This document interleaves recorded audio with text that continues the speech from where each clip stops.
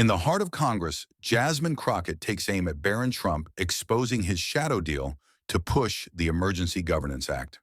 The bill promises presidents endless rule under fake emergencies, tearing democracy apart in plain sight. The cameras roll, the nation trembles, and one question explodes across every screen. Is this the day America loses its freedom? Stay with us. This is a story worth every second of your time. The United States Capitol shook with anticipation, every seat taken, every breath held. 70 million Americans watched live as the gavel struck, echoing like a war drum. Reporters whispered, "This is history," their voices trembling. The atmosphere was electric, as if the very walls knew what was about to happen. At one side sat Jasmine Crockett, young, fierce, her eyes locked forward. Once a public defender, now a congresswoman, she radiated steel and fire. Every inch of her presence screamed defiance, a woman ready to protect the Constitution at any cost. Facing her was Barron Trump, only 25, but carrying his father's swagger. He leaned back in his chair with a grin that dared the world to challenge him. He wasn't just a witness, he was the architect of the storm. The spotlight fell on the Emergency Governance Act, a bill to let presidents rule forever. Cameras zoomed in on Jasmine's razor-sharp gaze. The chamber froze. A historic clash was about to ignite. The silence that had swallowed the chamber cracked open with the thunder of the gavel. The chair recognized Barron Trump, and every camera swung toward him. He rose with a measured arrogance, smoothing the lapel of his dark suit before leaning into the microphone. His voice rang out across the hall, confident, rehearsed, and sharp. America needs a strong leader in every circumstance. The Emergency Governance Act is the key to protecting this nation. The words carried weight, and though they were crafted to sound patriotic, they dripped with the promise of unchecked power. The audience shifted uneasily, and even through the television screens, millions felt the chill of a warning buried beneath his polished delivery. Then came the disruption that shattered his performance. Jasmine Crockett, steady and unflinching, rose to her feet. The cameras pivoted instantly, locking on her every move as she held up a thick stack of papers bound together, heavy enough to echo when dropped on the table. This bill, she said firmly, was not drafted by Congress. It was not debated by the representatives of the people. It was written in secret by the Heritage Alliance, a far-right think tank bankrolled directly by Barron Trump.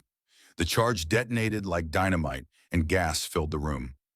Reporters scribbled frantically, lawmakers leaned forward, and for the first time, Barron's confident smile flickered. His rebuttal came like a whip, loud and indignant. Barron leaned forward, jaw tight, eyes flashing with defiance. "You're distorting the truth," he snapped. "This is the will of the people. Every word of this act reflects the strength and unity Americans demand."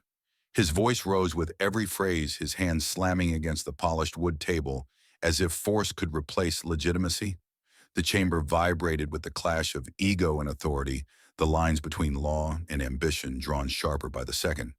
Jasmine's reply cut through the air like a blade. Her eyes narrowed, her tone steady but searing. "The will of the people is not drafted behind closed doors. It is not stamped with the signature of a former president's son. And it is not sold to this chamber as if it were born of democracy." She stepped forward and slammed the papers onto the table. "This is not the people's voice. This is the blueprint of a dynasty." The room erupted, voices overlapping the press pool, nearly climbing over each other to catch every word. Then came the killing blow, the kind that no denial could soften. Jasmine lifted a single sheet from the pile, holding it high for every camera to capture. "This is an internal memo," she said. Her voice lowered but carried with lethal precision. "Written and signed by Barron Trump. Dated August 21st, 2025, just 3 weeks ago." She read aloud, each word striking like a hammer. "Extending the presidential term indefinitely is the only path to preserve the family's legacy." The words echoed across the marble chamber, across the airwaves, and into the living rooms of tens of millions of stunned Americans. The chamber convulsed in disbelief. Lawmakers shouted over one another, reporters nearly screamed into microphones, and one senator covered his face with his hands.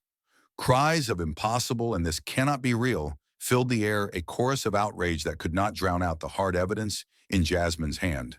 The hearing was no longer a debate, it was a revelation. Barron Trump had been caught not in speculation, but in his own handwriting.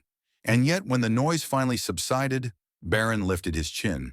His smile crept back, strained but stubborn, as he sat deeper into his chair. He refused to break, but for the first time his eyes betrayed him. They darted restless, a flicker of doubt visible for the entire world to see. The mask was cracking, and Jasmine knew it. The chamber was still shaking from the last revelation when Jasmine Crockett rose again. She steadied her voice and called out, "The committee will now hear from former Deputy National Security Advisor, Richard Hall." Every head turned as a tall, silver-haired man in a dark suit walked slowly to the witness table. His eyes were heavy but resolute, the kind of gaze forged by decades in secure rooms where words carried the weight of war. He adjusted the microphone and took a breath that seemed to drag the silence even tighter. "My name is Richard Hall," he began, his tone calm, measured but firm. "I served this country in national security for over 30 years, and I am here because I cannot remain silent." He leaned forward, his voice sharpening. "I attended a closed meeting in July. Phones locked away, doors sealed, only a handful of us permitted inside. At that table sat Barron Trump, and I heard him give an order I never thought I would hear on American soil." Hall paused, locking eyes with the committee. Then he said it clear as a siren. "If an emergency does not happen, we will create it." Gas shot through the chamber. Some lawmakers froze with pens in midair. Others muttered curses under their breath. Barron shot upright, his chair skidding back with a screech. He pointed at Hall with a trembling hand. "You're a liar, a traitor." His voice cracked into the microphone, breaking into static. The cameras caught every flicker of rage on his face. But Hall did not flinch. He leaned closer, his knuckles pressed into the table. "I was there," he said directly. "I heard him. He looked us in the eye and ordered staff to design scenarios that would justify invoking the Emergency Governance Act. He said America will accept anything if they believe chaos is at the gates." The weight of the words pressed down on the chamber like a lead blanket.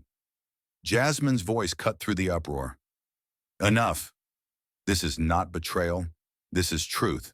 And Mr. Hall is not alone." She reached down and lifted a new folder, bold red across the cover. "Department of Homeland Security, confidential." She laid it flat on the table, opened it wide, and held a single sheet aloft.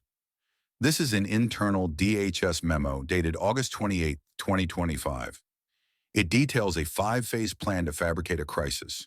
She read it line by line, each step hammering harder than the last. Phase 1, orchestrated power disruptions in 3 major cities. Phase 2, a simulated cyber attack seeded to national media. Phase 3, social media accounts amplifying panic and keywords. Phase 4, governors pre-positioned to demand federal control. Phase 5, a pre-drafted proclamation invoking the Emergency Governance Act. The words were undeniable. Reporters shouted over each other. Lawmakers erupted, and the gallery shook with disbelief. One senator dropped his pen, whispering, "This is a coup." Jasmine turned to the main camera, her face set in iron. "America," she declared, her voice cutting through the chaos. "This is not protection. This is a naked power grab." The chamber was still buzzing from Richard Hall's testimony when Jasmine raised her hand for silence. The air felt sharp, like glass about to shatter. Then the doors at the back opened, and Michael Torres, Jasmine's senior legal counsel, strode forward. Every camera pivoted as he carried a small black case, his expression grave. Without a word, he placed the case on the table, opened it, and slid a USB drive into Jasmine's hand. She held it up for all to see, the silver glint catching the lights, before nodding to the clerk. "Play it," she ordered. The speakers crackled, and then Barron Trump's voice filled the chamber, calm and commanding, stripped of its usual arrogance. "Gentlemen, you must be ready to declare an emergency in your states. Once you do, I will handle the rest." Gas spread like wildfire. Then came the unmistakable voices of 3 governors, one after another, each confirming their loyalty. The first said, "Understood, Barron. We'll make the call when you signal." The second added, "Our offices are prepared to move. Just give us the word." The third sealed the deal, "We stand by the plan. Count on us to deliver." The room froze, as if no one dared breathe, the words echoing against marble and memory. The chairman pounded his gavel, desperate to restore order. Silence. This chamber will remain in order, but the uproar only grew. Lawmakers shouted over one another. Reporters nearly climbed over the railing, and the gallery buzzed like a hive struck with a stick. Millions at home sat forward in disbelief. This was not rumor, not speculation, but Barron's own voice orchestrating a plot in real time, joined by governors pledging obedience. All eyes turned to Barron. His smirk was gone, wiped clean by the cold reality of exposure. His face drained of color, his lips pressed tight, and for the first time he looked cornered. The young heir who had mocked and brushed aside every accusation now stared at the table, unable to disguise the tremor in his jaw. His lawyer leaned in frantically, whispering, but it was useless, the damage was done. Jasmine wasn't finished. She stepped closer, holding up a printed sheet. "This is the metadata of that recording," she said, her voice ringing steady. Date September 3rd, 2025. Time 7:42 p.m. Location private conference line. She paused, letting the words land. And at that exact moment, Barron Trump was on stage in Dallas, smiling for the cameras at a charity gala. He wanted you to believe he was raising money for sick children. But this proves otherwise. While he posed in public, his voice was giving secret orders to governors to fake a crisis. The effect was electric. One senator shouted, "Unbelievable." Another slammed his fist on the table. Reporters shouted questions that vanished into the storm. The country saw not just a conspiracy, but a network working hand in hand, an entire structure built on deception.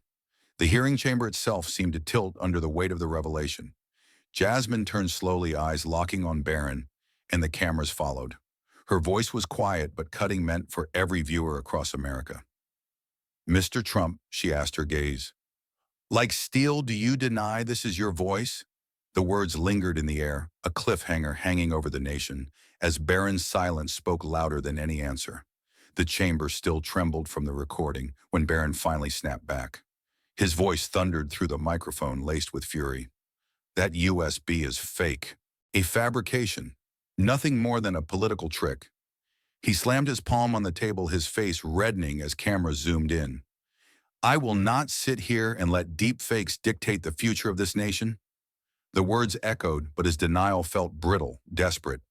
The gavel struck hard to contain the noise, but Jasmine remained calm, her eyes cold and steady.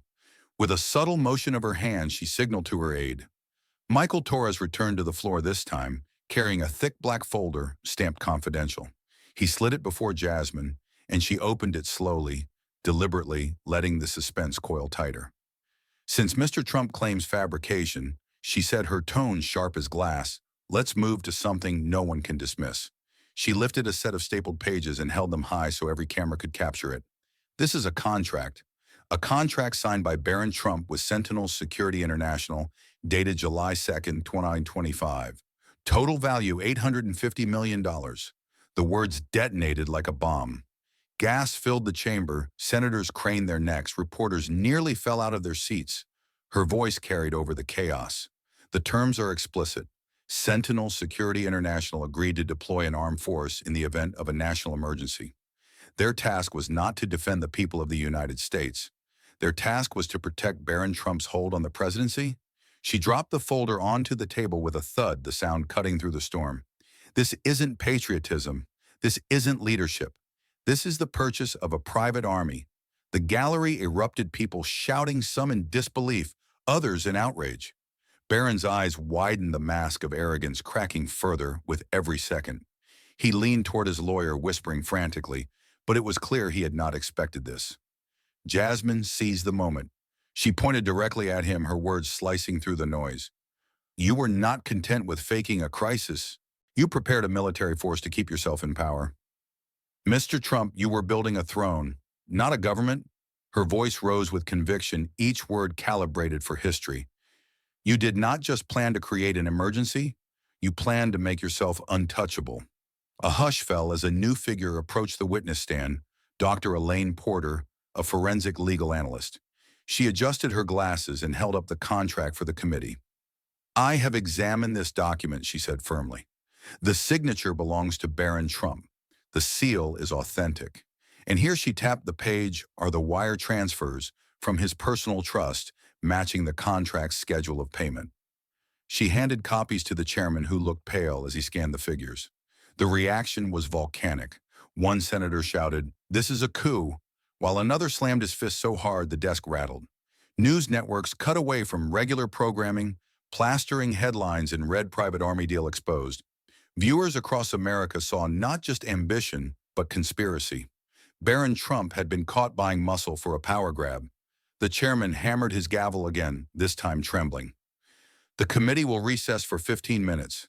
The sound of the strike echoed like thunder. Barron slumped back in his chair, silent, his earlier bravado gone. Jasmine faced the cameras, her eyes blazing. This is ironclad proof. This is not rumor, not speculation. This is steel evidence, and there is no escape. When the recess ended, the room did not calm. It detonated into questions that sliced the air like sirens. Barron sat back at the witness table, pupils blown wide, the color gone from his face. Mr. Trump, did you authorize payments to Sentinel Security International? A senator fired. Another followed without pause. Who approved the contingency plan? A third voice cut in. Were the governors acting under your direction? He tried to hold the line. I won't answer hypothetical questions, he muttered, but the microphones caught the quiver. Answer the question, the chair demanded, knuckles white on the gavel. Barron stared at the wood grain, breathing shallow, the swagger bled out of him. Cameras drank in every twitch as staffers slid him notes he no longer seemed able to read. A counsel objected for the record, alleging harassment. The chair overruled, voice clipped and cold. Across the Capitol, the Senate moved with rare speed. A notice flashed on the board, emergency committee convening continuity and powers. Doors swung, footsteps thundered, and leaders from both parties filed into a special session. The clerk read the motion to create an emergency committee and begin immediate hearings. There was no applause, only the scrape of chairs and the scratch of pens. Reporters sprinted between chambers, calling live shots from buzzing hallways. By nightfall, the schedule was posted, subpoenas, prepared witnesses listed, financial records requested. The country understood that the clock had started. Morning broke with a single blinding headline stamped across televisions, phones, and front pages. Dynasty or dictatorship newsstands sold out in minutes. Airport kiosks ran a crawl with the same 6 words. Push alerts hammered screens. Opinion columns called the contract a red line. Editorial boards demanded clarity on the use of emergency power. Hosts rolled the audio again and again, the calm command, the compliant replies, and asked if this was the moment democracy slipped. Across coffee counters and factory floors, people argued in low, urgent voices. At Jasmine's office, the phones would not stop ringing. Voicemail filled with, "Thank you for protecting us. We're with you, do not back down." Her inbox counted by the thousands, each subject line a small torch in the dark. But the threats arrived too. "You will pay, we know where you live, traitor." Her staff tightened, security logged every message and handed the worst to Capitol Police. Still, Jasmine kept her ringtone on. Every buzz reminded her why she stood there. Outside the marble walls, America pitched into turbulence. Cable chyrons screamed, breaking for hours. Panels stacked boxes of faces, and talk turned to crisis. Protesters crowded city squares with homemade signs. Counter-protesters shouted back across flimsy barricades. Markets faltered at the open, steadied, then dipped again as analysts debated risk. Governors faced cameras and dodged questions about calls no one would admit making. Families ate dinner with the news blaring, forks suspended midair. In every room, the question hung unanswered. The nation could feel the ground shift beneath it, and no one knew where it would settle. The recess ended like a lid slamming shut, and allies rushed to Barron's defense with a single word: deep fake. A block of loyal lawmakers waved printouts about AI synthesis and voice cloning, insisting the recording was manufactured audio and algorithmic fraud. One pounded the desk, chain of custody is broken. Another jabbed a finger at the press bench. You can make anyone say anything now. They demanded the clip be struck from the record, shouted for sanctions, and tried to drown the room in techno-jargon. The words spread to the gallery like smoke: deep fake, deep fake, deep fake. The gavel cracked again and again, but the accusation hung over the chamber like a trap waiting to snap. Jasmine didn't blink. She lifted a blueback dossier and spoke evenly. Digital forensic report, full chain verified. Pages slid to the dais, a SHA-256 hash stamped at acquisition, matching hashes after each handoff, and a custody log signed at every transfer. Spectral analysis showed consistent room reverberation, electrical network frequency, matched the regional grid pattern down to the second. Packet timing from the VoIP capture aligned with the carrier's SIP headers. Stir shaken attestation confirmed the originating number. Voice print comparison returned a 98.7% match on timbre format and prosody. Crosstalk harmonics placed 3 governors on the same call. Codec artifacts matched the model used by the committee's own secure bridge. Independent labs replicated these results, she said, tapping the seals. The file is authentic. The techno-jargon vanished, replaced by the sound of paper turning and throat swallowing. The temperature spiked anyway. Barron shoved his chair back and leaned into the mic, eyes bright with anger. "You are afraid because I am too strong." The sentence landed like a dare. He swept a hand at the committee. "You hide behind procedures because you know I can move the country without you." Staffers froze. Cameras tightened on the twitch at his jaw. He straightened his cuffs, trying to resurrect swagger, and added, "History will judge your fear." The chair's knuckles whitened on the gavel. The room held its breath to see which way the ground would tilt. Outside, the answer gathered its own force. By late afternoon, crowds formed in city squares from Phoenix to Philadelphia. Then in 20 states, people pouring into streets with handmade signs. "No emergency, forever, protect the 22.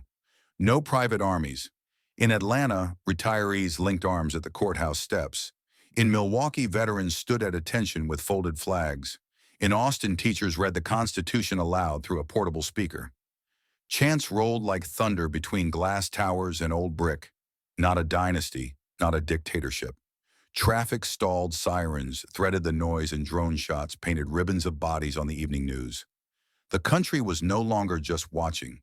It was marching, shouting, and shaking the air with a single message: this would not be swallowed in silence. The protests that shook 20 states did not die down. They multiplied. By the following week, the outcry reached international ears. Human rights organizations from Amnesty International to Human Rights Watch released emergency bulletins. Their language was stark and uncompromising. This one statement read is the first step toward authoritarian rule. To normalize indefinite emergency power is to dismantle the foundations of democracy. CNN and anchors read the words aloud on air while the text scrolled across the bottom of the screen.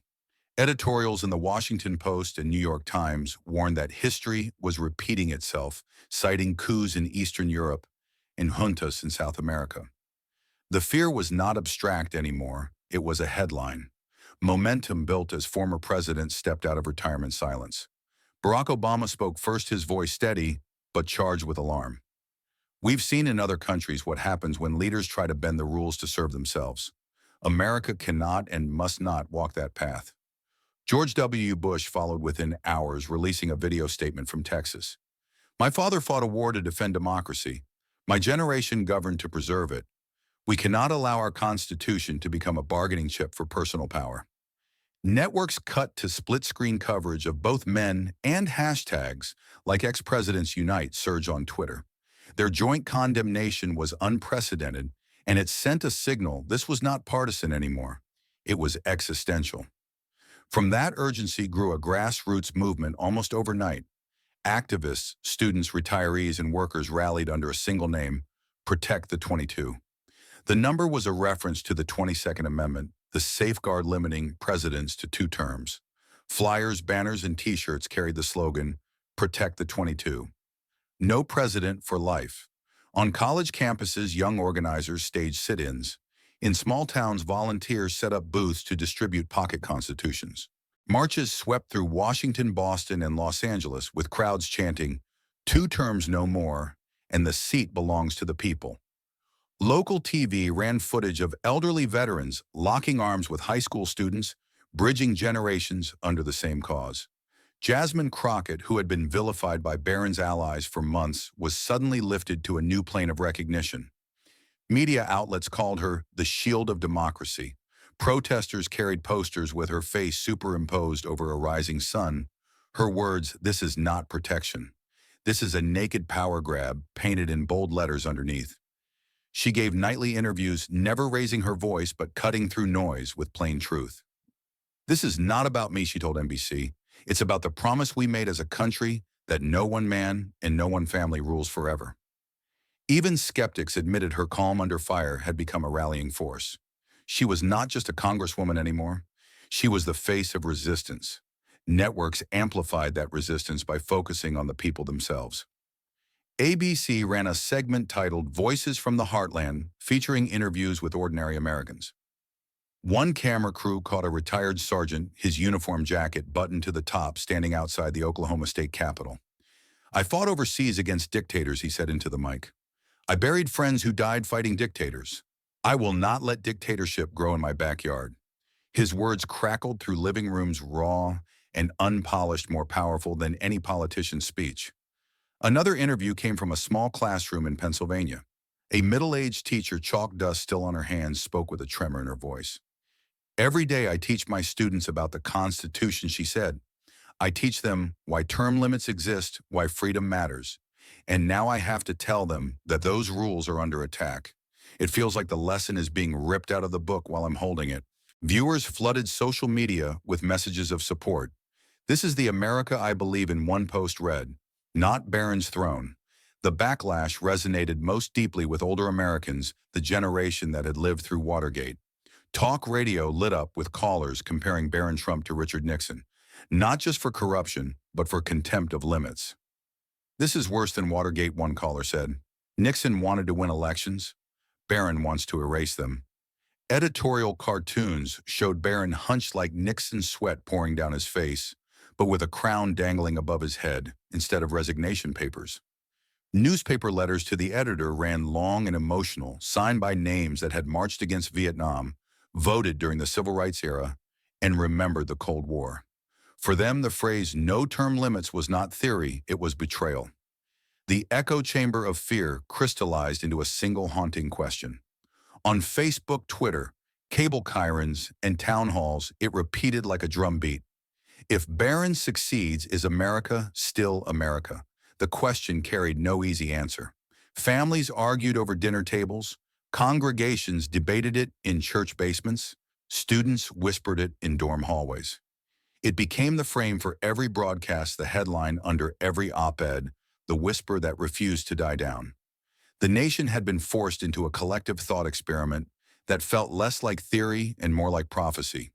The stage, once dominated by Barron's swagger, now belonged to a shaken country. Human rights groups called it tyranny in the making. Ex-presidents called it a betrayal of legacy. Citizens called it their fight. And Jasmine Crockett, calm but unyielding, stood at the center, the unwilling hero turned national shield. The world was watching and the clock was ticking. America was now staring at the mirror of its own future, and the reflection was too dark to ignore. The storm of testimony, documents, and revelations finally reached its breaking point. The gavel struck 3 times sharp as gunfire, and the chair declared, "This hearing stands adjourned." The roar of cameras filled the silent shutters, snapping like thunder in the marble chamber. For hours, Barron Trump had parried, denied, and blustered, but the evidence had weighed heavier than his words. Now he pushed back his chair, his once cocky grin erased. His shoulders slumped forward, and for the first time since the hearing began, he looked small. Without lifting his gaze to the gallery or the cameras, he stood and walked toward the exit. His head bowed. The arrogance drained from him, the image of a prince stripped of his crown.